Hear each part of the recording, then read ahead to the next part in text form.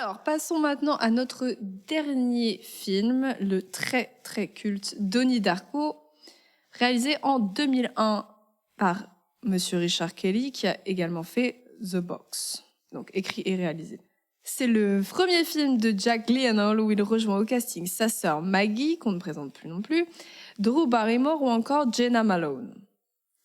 C'est un film qui a eu un accueil public et critique alors un peu mitigé. Disons que le film a eu peu de publicité à sa sortie, ce qui est très probablement dû aux attentats du 11 septembre de la même année à cause du réacteur d'avion dès les toutes premières minutes du film.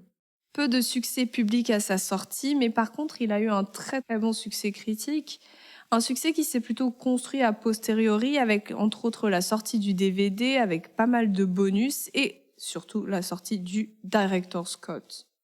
Pour ajouter quelque chose, j'ai vu aussi, une info comme quoi, Drew Barrymore qui joue dans le film aurait participé durant le tournage, au financement du film via sa boîte de production. Oh. Parce que justement elle croyait au projet et voulait absolument que le film se fasse. Donc même dans ses prémices de fabrication, le film a eu quelques difficultés. Mais ça en valait la peine. Exactement. Alors du coup, Donnie Darko, qu'est-ce que ça raconte? Donnie Darko, c'est un adolescent intelligent qui souffre de somnambulisme. Il voit sa vie sauvée par une des crises quand un réacteur d'avion tombe sur sa maison, littéralement dans sa chambre.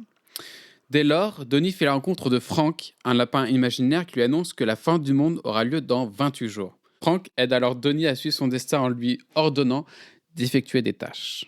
Donc, comme le laisse présager le résumé, on a un film complexe sous à peu près tous ses aspects. Déjà, je pense qu'on peut dire que c'est un film prise de risque et un film au parti très assumé. Déjà, je pense qu'on peut passer par le fait qu'il n'a pas vraiment de genre cinématographique, ou alors il en a une multitude, ce qui du coup rend le film assez difficile à classer. Mais en même temps, je trouve que c'est ce qui fait la beauté du récit, parce que ça n'éclipse pas sa subtilité. On peut aller du teen movie à la science-fiction, au fantastique, voire même au drame et au thriller, sans jamais avoir cette impression de bloquer le film dans une seule case. Donc on a aussi ici, comme un peu dans Take Shelter, cette idée du petit film indépendant. Et là, dans ce cas-là, en plus, un premier film de réalisateur, ce qui est pas rien non plus. Et à nouveau, on a une simplicité, je trouve. On a ce besoin de simplicité qui souvent va avec l'idée du film indépendant, peut-être à cause du manque de moyens ou de la difficulté à les faire. Ici, on a une sorte de simplicité. Déjà, je trouve dans les décors, dans les costumes, le personnage de Frank a vraiment un costume que moi-même j'aurais pu faire. Je ne pense pas que ce soit. Oh, t'abuses. Non, mais il a quelque chose de. C'est vrai que le masque est très beau. Je trouve il est très réussi. Par contre, c'est vrai que on reste sur quelque chose de très simpliste, quoi. C'est pas. Bah oui et non, parce que c'est joué de la figure pas du croque-mitaine, mais de la figure masquée un peu à la Scream, enfin la Ghostface ou Vendredi 13 ou je ne sais quoi. Et se rendre un peu un truc innocent, savoir un lapin, rendre un peu démoniaque avec cette tête, ce regard, ces oreilles, cet aspect de la peau. Donc c'est. Oui, oui, je suis tout à fait d'accord, mais je trouve quand même que ça reste très très simple. Dans le choix, après c'est un choix, et c'est pour ça que je trouve que c'est un film au parti pris très assumé, et c'est ce que j'apprécie, et je ne critique aucun des choix qui a été fait en termes de costumes. Mais c'est vrai que on aurait pu s'attendre à autre chose. Moi, la première fois quand j'ai lu le synopsis et qu'on m'a parlé de lapin imaginaire, je m'attendais pas à ça. Je m'attendais à autre chose. J'aurais pu voir un lapin enfin, avec des effets spéciaux. Enfin, ça aurait pu être plein de choses différentes. Mais c'est vrai que le fait de choisir un costume extrêmement simple, un truc très enfantin, un truc de déguisement, au final, qui assume justement ce côté très déguisement, c'est osé. Mais bon. Même, je trouve la scène de l'avion, donc la scène de l'accident tout au début, je trouve qu'elle est assez simpliste. Alors oui, ça reste un réacteur d'avion qui se crache dans une chambre d'adolescent, mais la manière de le filmer est, je trouve, assez simple. C'est sans effet. C'est quelque chose de très terre à terre. En même temps, comment dire? Il y a pas la capacité de faire énormément, je pense. Oh si, En termes alors de pas mise en avec les scène, moyens avec les financiers moyens, qu'ils avaient, financiers qu'ils avaient. mais je vois à peu près 10 manières différentes de tourner cette scène avec énormément, avec un bruit d'explosion extraordinaire, avec des étincelles. Je vois des manières très américaines, peut-être de films plus blockbuster mainstream, tu vois, de filmer. Alors que là, j'ai l'impression que ça se passe tout en douceur d'une certaine façon. Bah, en même temps, d'une certaine manière, en fait, c'est pas un réacteur qui explose dans une maison. Littéralement, c'est un réacteur qui est posé, je sais pas, à peut-être 1000 mètres d'altitude, sur une maison, qui se crache dans une maison. Et c'est un peu, bah, je sais pas, mais ça fait un peu euh, comme si c'était un Deus Ex Machina, ou c'est un truc qui sort de nulle part, qui vient d'un coup, auquel on n'a aucune explication, et qui, par miracle, fait pas autant de dégâts que ça, finalement, quoi. Sachant que c'est un réacteur d'avion, hein. Oui, justement, c'est ce que je trouve assez cool. C'est justement ces dimensions très simplistes. De même que, bon, pour continuer, de même qu'on a beaucoup de décors extérieurs, on a un rapport, je trouve, assez organique à la nature, à ce qui se passe autour de nous. Donc on est hors de la ville, on est dans une sorte de banlieue résidentielle avec des espaces très verts. Je trouve que c'est aussi, à la manière de Take Shelter, c'est vraiment ce qui nous ancre assez puissamment dans l'univers de Donnie. C'est toute cette simplicité visuelle, cette absence de grandiloquence qui nous permet de plonger en fait dans la complexité narrative et thématique, même carrément philosophique, qui monte crescendo dans le film. Et je salue alors je ne sais, je crois qu'il l'a écrit seul, mais je salue l'écriture du scénario parce que je trouve que c'est très très bien ficelé. La manière dont les choses se font écho entre le début et la fin, cette idée de boucle, de double sens, la narration en réseau, on a vraiment quelque chose de très très souterrain avec des symboles, des allégories qui à nouveau, je trouve, rejoignent le côté mythologique qu'on pouvait avoir dans le film précédent. Là, à nouveau, on retrouve aussi cette figure du héros élu qui doit aller chercher le courage du sacrifice de soi pour sauver tous les autres humains. D'ailleurs, ça me fait beaucoup rire parce que Gretchen le dit elle-même. Elle dit à Donnie qu'il a un nom qui sonne comme celui d'un super-héros, comme Clark Kent ou bien Peter Parker. On a cette espèce de sonorité qui se répète au début du nom. Et ici, Donnie je trouve que c'est une figure presque messianique. C'est la figure qui est vouée au sacrifice pour sauver le monde. Et ici, justement, on a cet affrontement du micro vs macrocosme. Et en ce sens, je trouve qu'on a une structure narrative qui rappelle énormément celle de la tragédie grecque. Et j'adore les tragédies grecques, donc ça fait mon plus grand bonheur.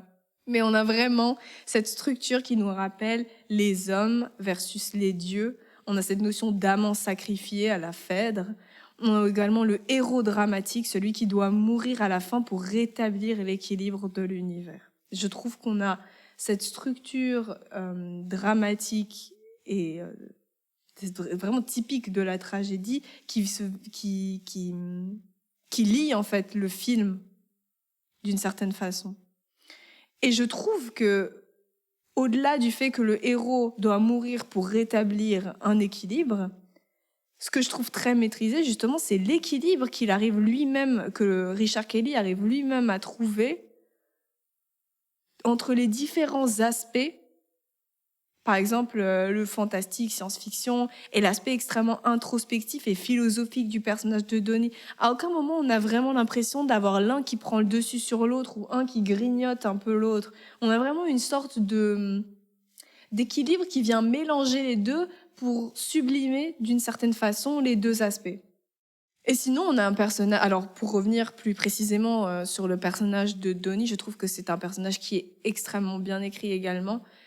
Je trouve qu'il est très touchant. Il a cette dimension d'ado rebelle et un poil en manque de confiance en lui et je pense aussi en l'avenir qui est peut-être un peu cliché quand on le dit ou quand on l'analyse. Et pourtant, je trouve qu'il arrive à toucher une sorte de justesse et à mon avis, ça vient aussi de la jeunesse du réalisateur, probablement au moment où il a fait le film. Et je trouve qu'il a vraiment ce côté très très juste et qui est complètement hors du cliché. Il est vraiment dans cet adolescent qui est justement dans cette espèce de destruction, dans ce lâcher prise qui est mauvais pour lui-même jusqu'à la rencontre. Et alors là, on tombe dans le teen movie jusqu'à la rencontre avec Gretchen, qui est, je trouve, une des très très belles manières de montrer des relations adolescentes au cinéma qui sont belles et saines. Et ça, c'est un truc qui, je trouve, est extrêmement rare dans les films, surtout les films qui mettent cet aspect-là en avant, entre guillemets. Et justement, Gretchen vient de se placer comme la seule personne, ou presque, qui parvient à craquer un peu la carapace de Donnie et qui, je pense, l'ouvre en fait à l'idée de faire ce sacrifice pour, d'une certaine manière, lui redonner la vie. Et on a ce jeune qui est extrêmement sensible, qui est très à fleur de peau.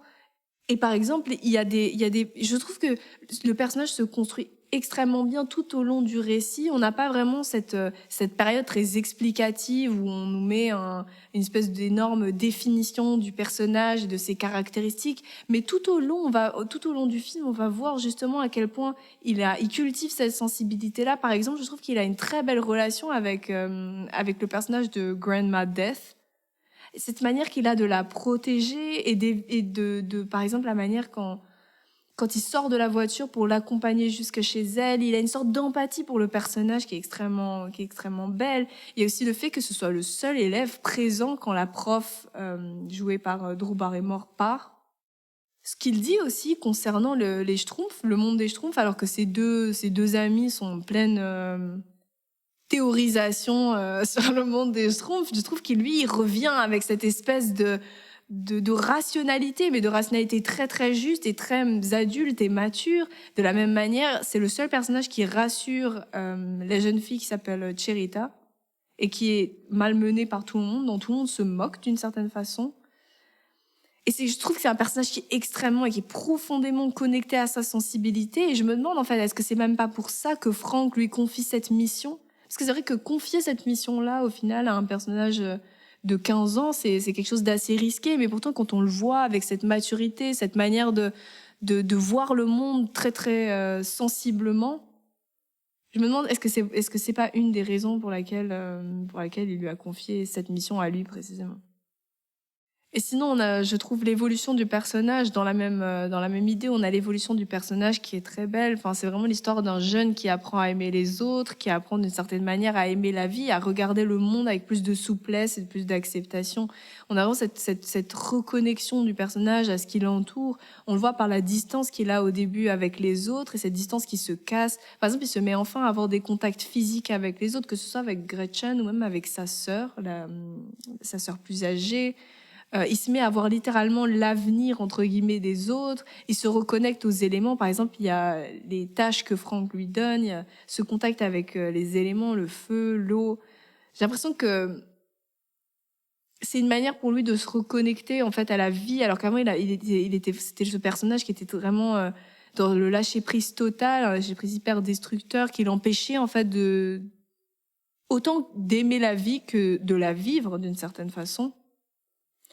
Pour que petit à petit, ça devienne ce personnage qui est l'incarnation même du courage. Et je trouve que le traitement qui est fait au personnage est très juste. C'est celui vraiment qui affronte la vérité du monde. Autant le monde dans lequel il vit que le monde qu'il s'imagine.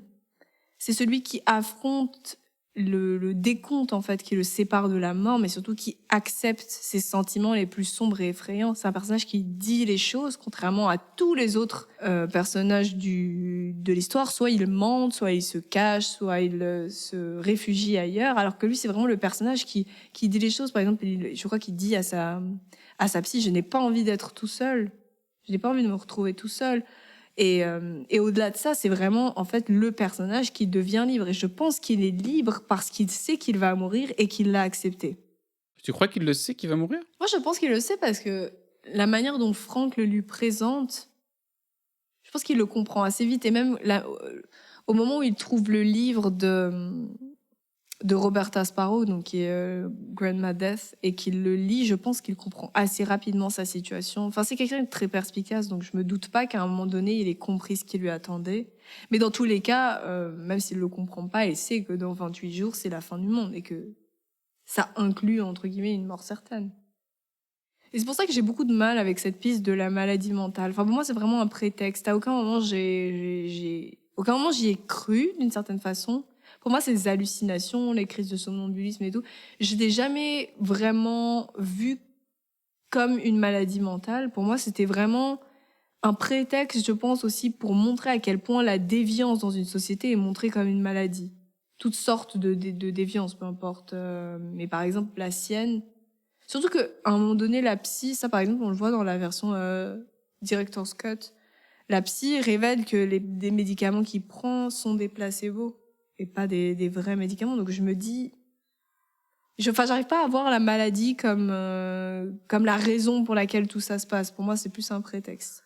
Mais le côté, tu parlais de déviance, et notamment la déviance, on la voit notamment énormément, face à déviance, envers le système, envers la société, dans le lycée. Et notamment sa prof, je trouve, en fait, là, je sais pas quel terme tu as utilisé, mais entre soit Patrick Swayze ou la prof qui les force à voir littéralement un programme sur la télé plutôt que de donner un cours, bah là, typiquement, c'est un électron libre, c'est un citoyen éclairé, doté de libre arbitre, qui s'insurge contre le système et contre ce qui est enseigné. Et pour le coup, ouais, là, c'est une déviance qui se traduit en totale opposition avec la société et sa société, à savoir, à son âge, le lycée. Oui, mais c'est pour ça que je trouve que c'est aussi un film qui est extrêmement connecté à son époque, parce que au-delà, je trouve, du symbole presque prophétique du début du film avec le réacteur d'avion qui détruit une partie de la maison, je trouve qu'on sent vraiment la déchirure des années 2000. Et on sent aussi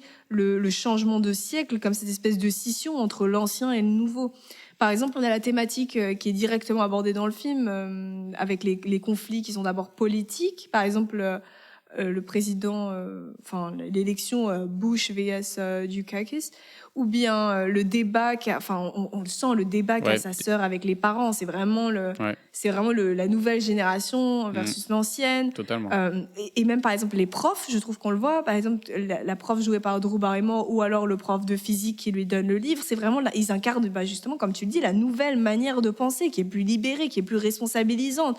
VS la prof, espèce de prof de sport là, extrêmement puritaine, qui dit protéger cette espèce de dualité entre le bien et le mal, la peur versus l'amour. Et on a vraiment cet essor aussi du développement personnel avec le personnage de Jim Cunningham, qui est au final... je crois que Donnie l'appelle l'antéchrist à un moment donné. Je trouve que c'est dur de l'appeler autrement parce que c'est vraiment cette figure diabolique de faites ce que je dis mais pas ce que je fais. Et en même temps, on a le nihilisme et les questions existentielles des jeunes, dont par exemple Donnie, qui vient se rebeller justement contre cette espèce de gourou du soi et du développement de soi. Et je trouve que justement le film parle autant bien de son époque parce qu'il les confronte les deux manières de penser. Et bon, je pense qu'on peut voir ça aussi comme un passage à l'adolescence et par extension ensuite à l'âge adulte. Par exemple, le nihilisme ou les questions existentialistes, c'est quand même quelque chose qui est retrouvé pas mal à l'adolescence, ou avec cette perte de l'innocence et en même temps le contrôle, la perte du contrôle rassurant de son environnement. Donc c'est vraiment la mort de l'enfance, mais c'est Alice au pays des merveilles. Le Frank, je trouve qu'il a il porte déjà par le symbole du lapin.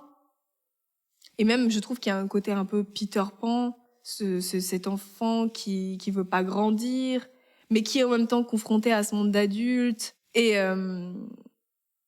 on voit Donnie qui passe par plein d'étapes différentes, typiques de l'adolescence, dans sa relation avec Gretchen, dans la rébellion qu'il éprouve envers le conformisme des adultes et leurs croyances, leur soumission aussi d'une certaine manière. On voit le prof qui refuse de parler parce qu'il ne veut pas perdre son travail, alors que c'est censé être un allié des jeunes, d'une certaine manière. Bah là, c'est un aveu d'échec. Cette situation, typiquement, c'est un aveu d'échec d'une génération en mode désolé, je ne peux pas plus t'aider. Voilà. Exactement. Et c'est pour ça, je pense qu'il a aussi cette déception face aux adultes, autant les adultes comme ses parents que les adultes qui sont plus proches de lui, comme la prof, qui se fait virer, c'est un peu hors de son pouvoir, mais qui s'est fait virer, ou alors le prof de physique qui refuse de parler. Et je trouve qu'à nouveau, même dans ce film, on a une sorte de métaphore, on a ce côté très méta.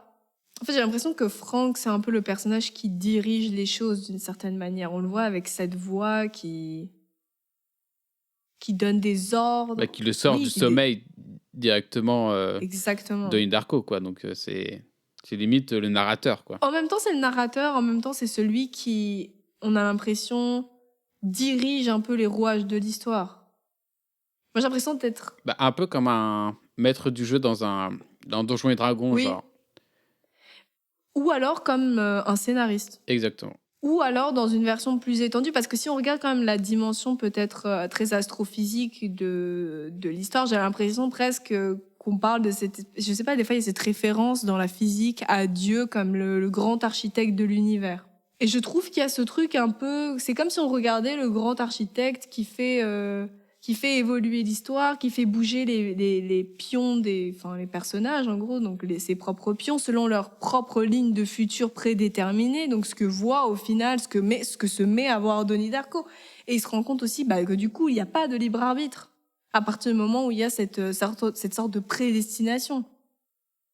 Donc on se rend compte qu'en fait, la perte de contrôle du personnage de Donnie, ou alors peut-être que ce n'est pas juste lui qui perd le contrôle, mais il est témoin en fait d'une perte de contrôle qui est juste encore plus profonde, parce que ça voudrait dire que au-delà de sa propre perte de contrôle sur sa vie, il y a le fait qu'en fait le libre arbitre n'existerait pas, et que ce serait une sorte d'illusion du contrôle, et que tout le monde aurait l'illusion de contrôler quoi que ce soit, mais qu'en fait il ne le contrôle pas vraiment.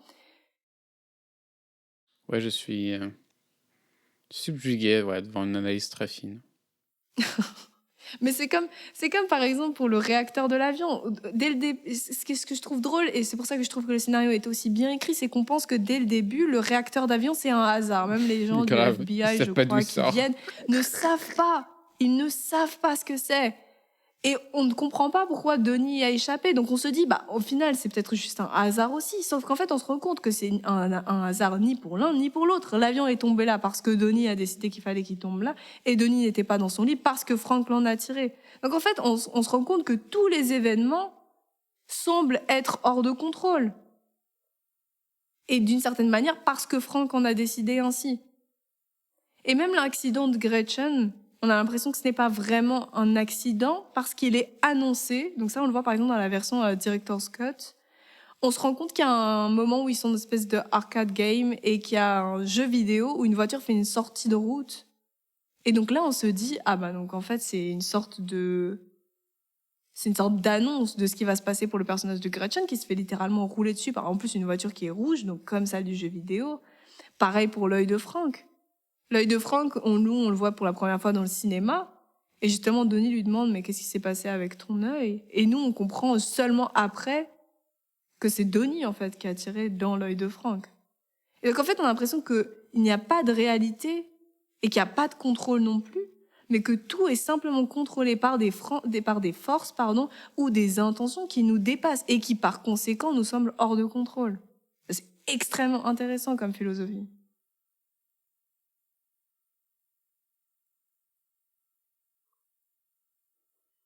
Voilà pour moi. Terme. C'est assez dingue parce que du coup, on n'a pas eu la même vision, la même analyse, la même approche pour des visionnages des films. Toi, tu es parti dans des concepts ultra intéressants, ultra passionnants auxquels ils me sont assez passés au-dessus de la tête. Donc, c'est assez intriguant pour le coup. Après, c'est la beauté du film. Exactement. C'est chacun le voit et le perçoit aussi selon sa propre sensibilité. Exactement. Moi, ce que j'ai aimé notamment dans le film, c'est qu'il y a toujours une dose d'étrange dans le film. Tout au long du film, il y a vraiment des trucs, il y a vraiment des personnages, des protagonistes qui font planer une dose d'étrange. Notamment, la grand-mère Def, là, la grand-mère qui manque de se faire écraser et qui lui chuchote toutes les créatures de cette terre meurent seules. Enfin, un truc ultra énigmatique auquel le personnage de Donnie essaiera de trouver une signification. Il y a aussi ce personnage, Cherita, tu m'as dit.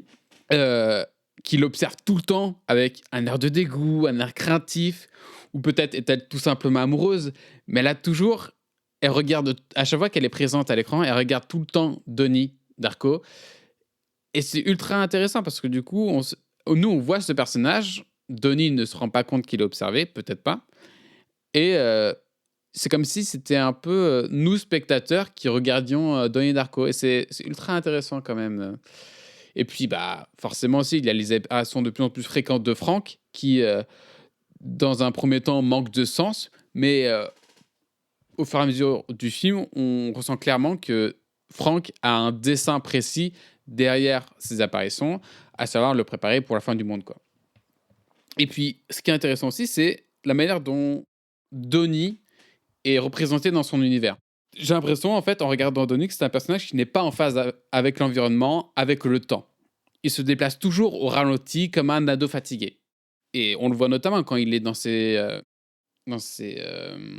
épisodes somatiques de somnambuliste, etc. Il se déplace comme un zombie.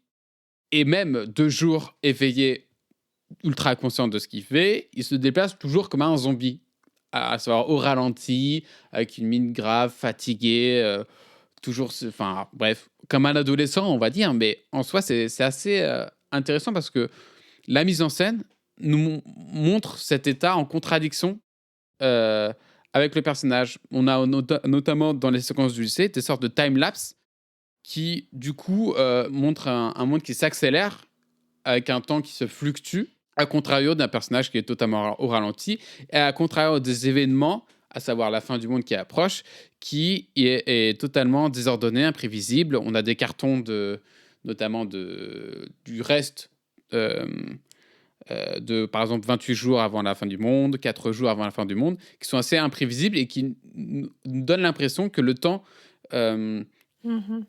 échappe à notre contrôle, se glisse entre nos doigts, quoi. Et, et c'est assez intéressant parce que du coup, on est juste spectateur avec Donnie, mais on a l'impression que le monde nous échappe, que finalement, on n'a aucun contrôle sur le monde qui nous est présenté.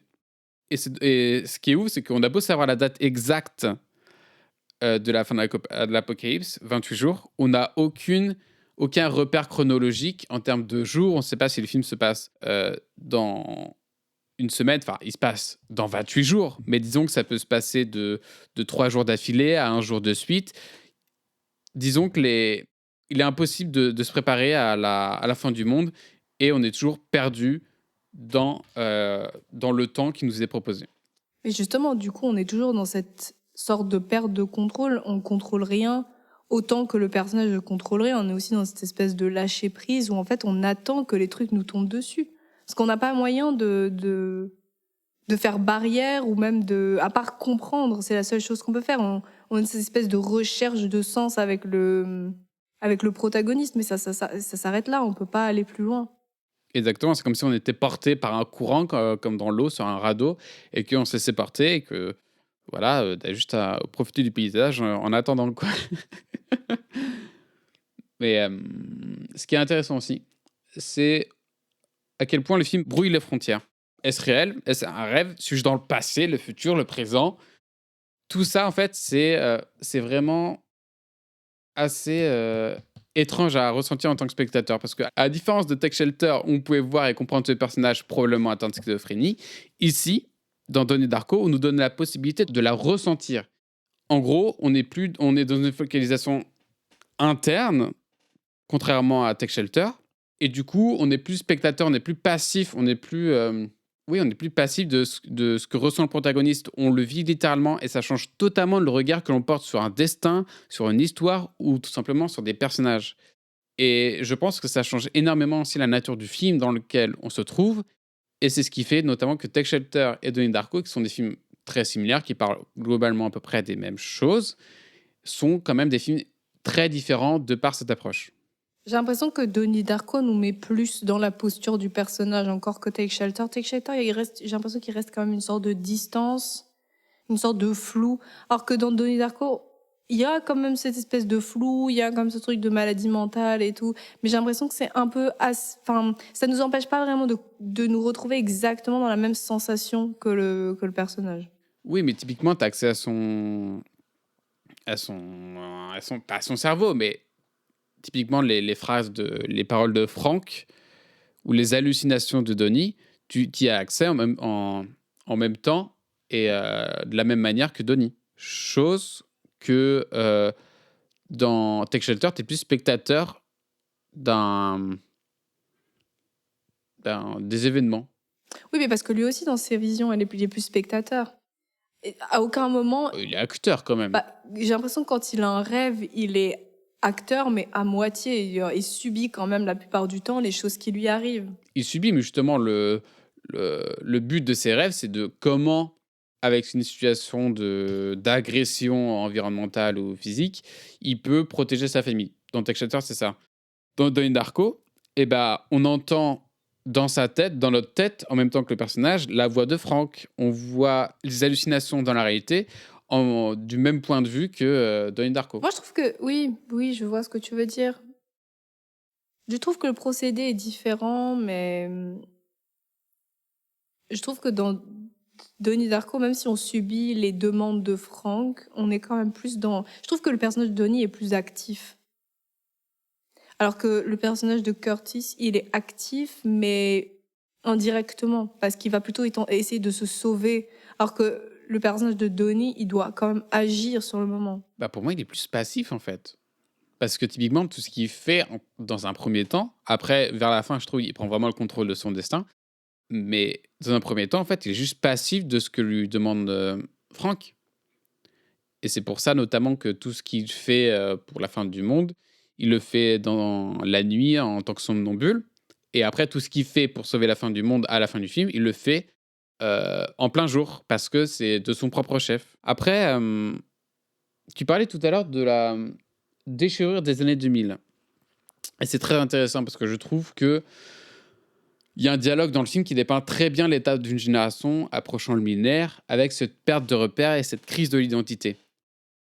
Et ça, c'est bien traité au détour d'un dialogue apporté par le personnage de Drew Barrymore, notamment la scène où elle se fait virer. Elle a une entrevue avec le principal où elle dit « Nous les livrons à l'apathie, à ces inepties imposées, ils nous échappent. » Quand on voit « nous livrons à l'apathie », clairement, elle pense à des adolescents à qui on les, typiquement, on les rend amorphes devant des programmes de télé et tout. À ces inepties imposées, notamment la contradiction à laquelle on permet à un pédophile de donner des cours dans un lycée plutôt que d'éclairer des jeunes adultes au libre arbitre, avec notamment les cours du personnage de Drew Barrymore. Et il nous échappe. Ceci me fait penser notamment à la psychologue qui essaie de soigner, qui essaie de suivre, de comprendre le cas de Donnie Darko sans véritablement pouvoir y arriver. Et c'est très parlant parce que je trouve que ça représente bien l'état d'esprit auquel se ressent toute cette génération, comme tu disais, qui est en décalage avec les adultes, avec le contexte politique, économique, etc. Et au détour d'une scène, le film arrive à vraiment à cerner ce sujet-là. Mais surtout que, au-delà du fait qu'ils échappent au monde, disons, plus rationnel des adultes, en fait, j'ai pas l'impression que c'est juste qu'il leur échappe, c'est le fait que, d'une certaine manière, ils se perdent. Par exemple, je sais pas, mais quand on voit quand même que le résultat des élections, ça a été Bush au final, ça en dit long aussi sur le monde dans lequel la jeunesse a dû, et je pense que c'est encore véritablement valable aujourd'hui, ça montre à quel point il nous échappe, oui, mais c'est surtout à quel point la jeunesse se perd juste parce que ils sont pas entourés, ils sont pas aidés par, disons, les forces en place ou les autorités en place. Je trouve que le fait que Bush soit élu, c'est extrêmement symptomatique de ça. Ça montre à quel point, en fait, cette jeunesse-là, elle n'est pas écoutée. Elle n'a jamais vraiment été écoutée, là, elle l'est encore moins. Et ça se voit dans le personnage de Donnie, qui, en fait, se rend compte qu'il n'y a pas vraiment de libre arbitre non plus. Oui, totalement. Mais en fait, oui, typiquement, c'est une jeunesse qui est abandonnée par les adultes, qui est laissée à son libre sort avec un modèle parental qui est très... Mais les parents aussi, ils sont complètement perdus. Hein. Ah oui, Les parents de Donnie, ils sont à côté de la plaque, malgré eux. Bah, la mère, je trouve, moi, la mère, elle a un peu, j'ai l'impression, elle a un peu ce regard, comment dire, perçant qui arrive à trouver les choses, comment dire, je, Je vois ce que tu veux j'ai dire. pas Elle est le, un peu plus vive. oui, voilà, elle est plus vive, elle a, bah, c'est ça, contrairement au père qui, lui, est complètement déconnecté, qui vit la vie de l'Américain moyen, vivant dans son suburb, parlant de politique, ne se préoccupant pas de la vie de ses enfants, etc. La mère est beaucoup plus clairvoyante, voilà, sur ce que peut ressentir son fils, notamment. Et elle a beau... il y a un moment dans le film qui est très émouvant, c'est quand Donnie lui dit ça doit être cool d'avoir un fils taré, machin, atteint de schizophrénie et tout. Et elle, ce qu'elle lui répond, c'est magnifique. Elle dit c'est merveilleux. Et c'est très beau, je trouve, parce que malgré que bah, Donnie se comporte horriblement avec sa mère, enfin, il la traite de bitch à un moment, et ben, elle arrive à avoir cette clairvoyance de voir que c'est un enfant en souffrance qui en décalage un peu avec le monde dans lequel il est et que finalement, c'est pas un enfant, plein de haine ou, complètement border avec le monde, qui veut voir le monde, brûler machin et tout. Non, c'est juste un enfant perdu qui ne se reconnaît plus dans un monde et tout ce qu'elle peut lui dire, c'est à quel point elle aime, quoi. Bah, justement, je trouve que elle est clairvoyante, mais elle est complètement dépassée parce qu'elle n'arrive plus elle-même à aider cette génération-là, par exemple, qui est manifestée ici sous la forme de son fils. Elle n'arrive même plus à se rendre, à être une alliée, en fait, d'une certaine façon. Donc oui, elle est clairvoyante et elle se rend compte, et je pense que c'est pour ça qu'elle dit que c'est merveilleux d'avoir un fils différent, parce que justement, ça te permet de sortir de ta bulle d'adulte qui pense qu'il sait tout, ou qui est bloqué dans une espèce de routine où tu ne te rends même plus compte de rien du tout. Donc je pense que c'est ça le sens de sa phrase. Mais d'un certain côté, elle se rend compte qu'elle perd complètement le contrôle de son enfant et de la génération entière. Et je pense que, bah, par exemple, c'est aussi une autre façon de montrer la perte de contrôle. C'est bah, des autorités, des politiques, des parents, des professeurs qui se rendent compte qu'ils perdent le contrôle de toute une génération, qu'ils n'arrivent plus à gérer. Et je parle pas de contrôle dans le sens de les maîtriser, de les faire faire ce qu'ils veulent, mais juste déjà de les comprendre et de partager quelque chose avec eux. Ils sont complètement à côté de la plaque, ils se rendent même plus compte à quel point ils sont à côté de la plaque. On le voit par exemple avec la professeure de gym qui se met à aller défendre un pédophile alors qu'elle se dit puritaine et pour la bonne moralité entre guillemets de l'Amérique, et qui n'arrive même plus à se rendre compte à quel point elle se fourvoie elle-même, parce qu'elle préfère aller défendre un pédophile en disant non mais ça peut être qu'une erreur que ce mec soit accusé de ce dont il est accusé, plutôt que d'aller conduire son enfant à réaliser entre guillemets son rêve de gamine. C'est là qu'on se rend compte à quel point en fait les enfants ils échappent pas au monde des adultes, ou en tout cas ils leur échappent pas indirectement, mais justement ils se détachent de ce monde des adultes là parce qu'ils voient à quel point il est destructeur. Et je pense que là par exemple la mère grâce à Donnie se rend compte à quel point en fait le monde est complètement déstabilisé. Bah, je suis d'accord avec toi.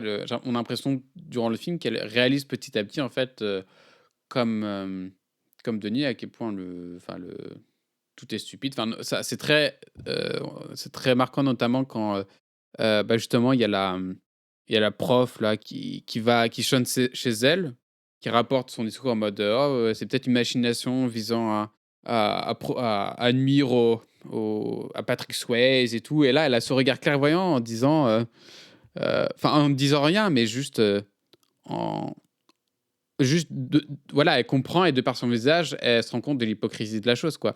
Mais j'ai une question, est-ce que la mère doit-elle vraiment être une alliée? Est-ce que justement, elle ne s'efface pas?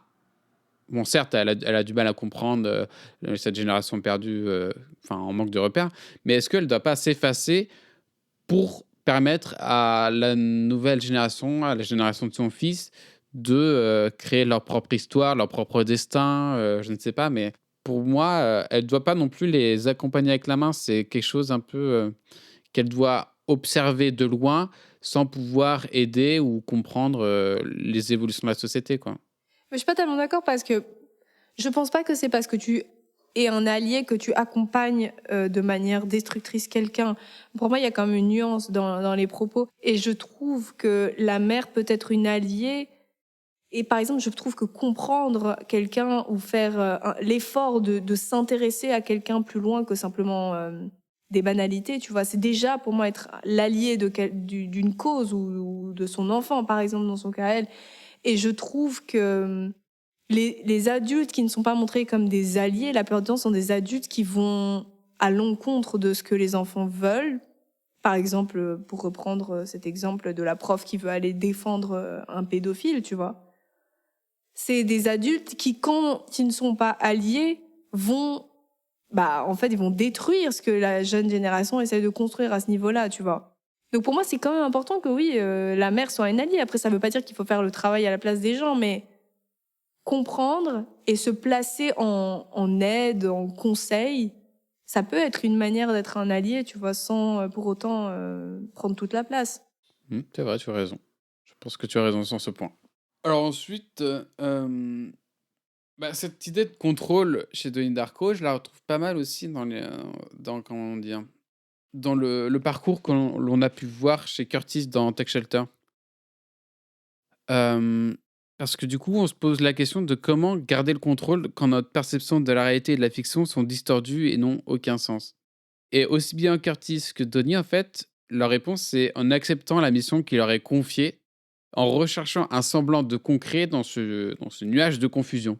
Et cela, ça se traduit comme par un ordre simple à appliquer. Chez Curtis, notamment, c'est créer un bunker pour répondre à la question, insoluble de comment vit-on, comment réagit-on, comment vivons une apocalypse. Pour Curtis, c'est en faisant un bunker. Et pour Donnie, c'est en appliquant tout simplement les directives de Frank. Donc c'est pour ça que quand Frank lui demande qu'est-ce qu'il pense du voyage dans le temps, il ne peut pas répondre tout de suite. Il ne sait même pas en soi ce qu'est le voyage dans le temps. Il est obligé de demander à son prof de physique et tout. Donc du coup, c'est pas quelque chose qui peut agir, quoi. Mais lorsque celui-ci lui donne un ordre direct et simple, notamment brûler la maison de Patrick Swayze ou inonder son école, celui-ci s'exécute de suite parce que c'est quelque chose de simple, un semblant de concret dans un océan de confusion, c'est une fenêtre de clarté dans un nuage de confusion. Et en fin de compte, pour revenir à l'essentiel, le cas de Donnie Darko traite probablement de la perte de contrôle ultime. On en a parlé tout à l'heure. C'est l'idée de lâcher prise au point d'abandonner sa propre vie, sa propre existence. C'est un abandon au profit du bien, d'un bien commun, tu l'as dit, comme les tragédies grecques. Et en fin de compte, Donnie déjoue toutes les craintes de sa prof. Par cet acte, il fait probablement preuve de la plus grande forme d'empathie, en sauvant sa copine, ses proches, d'une fin inévitable. Donc c'est la fin de cet épisode. Un grand merci à tous de nous avoir suivis.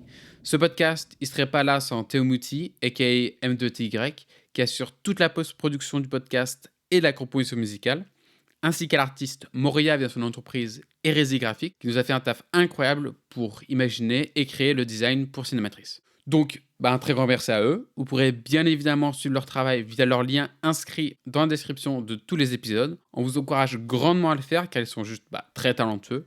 Prenez soin de vous, à la prochaine et gros bisous. Ciao.